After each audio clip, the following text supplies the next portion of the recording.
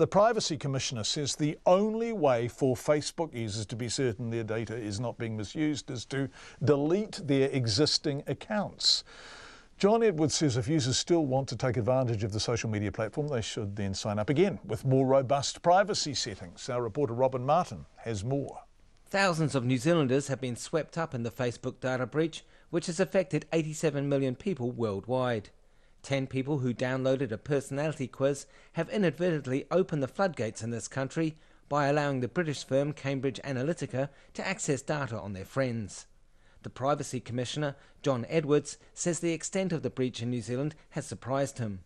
What I think was most striking about those figures is that from just 10 New Zealand Facebook account holders who downloaded the quiz, the malicious quiz, some 64,000 people have been affected, possibly compromised. Mr. Edwards says Facebook is yet to reveal what information the Kogan app was able to access and what it was used for.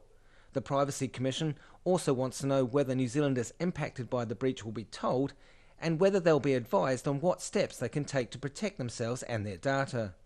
Mr. Edwards says although Facebook is working to make sure similar data misuse doesn't happen again, individual users may want to consider what action to take with their accounts. If you want to actually say, well, I don't want my last 10 years worth of likes and pokes and posts to be misused in the way that's happened here, the only surefire way of doing it, I think, is to delete the account. And if you want to still use the platform, go back and then use it on your own well-informed terms. Mr. Edwards says the Commission will not launch its own investigation of Facebook, but instead monitor those underway in the UK, Canada, the United States and Australia. The majority of Facebook users spoken to by RNZ today didn't seem fazed by the data breach.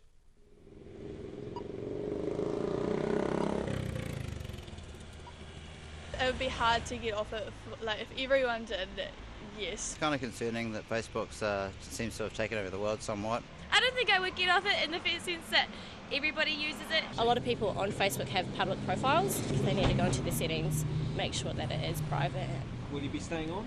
Definitely. It would probably make me think about it, but probably not. But that's the exact reason why I don't belong to Facebook or won't join social media. The Chief Executive of NetSafe, Martin Cocker, says the breach is a reminder to Facebook users to take privacy settings more seriously, but not necessarily to quit the platform altogether.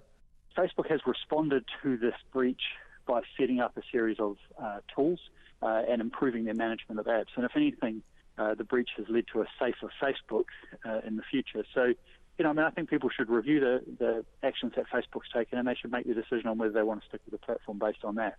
But at this stage, I wouldn't be recommending that people exit the platform simply because of this incident.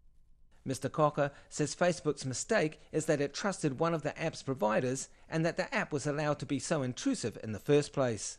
I think the lesson for Facebook and for anybody in this space is, you have to have more than rules to make sure that people don't abuse these opportunities. It's important to recognise that Facebook didn't bleed this data out. It wasn't Facebook, the company, that was the bad actor here, but their controls weren't robust enough to stop it, and that's why Facebook is in the gun. In a statement, Facebook says it has made several changes to better protect people's information and to restrict data access on the platform. It says it will begin showing users at the top of their newsfeed any apps connected to Cambridge Analytica and an easy way to delete them from tomorrow. Mō te hōtaka o te ahiahi, ko Robin Martin Ahau.